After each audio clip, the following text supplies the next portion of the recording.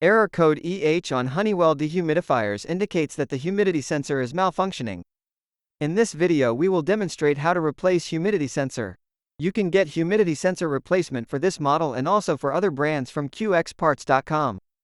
First of all, make sure to unplug the power cord.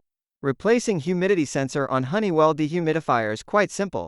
The sensor located right behind air filter and doesn't require to take the unit apart like most other dehumidifiers.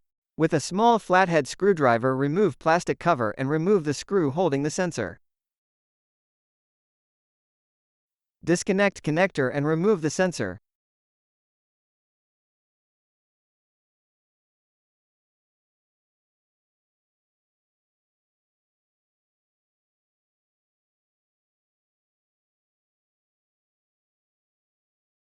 Connect replacement sensor to the wire and place back the screw.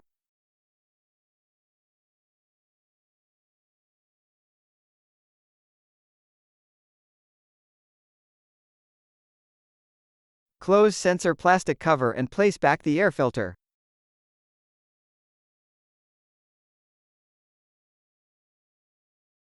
The repair now completed and your dehumidifier should be ready for use.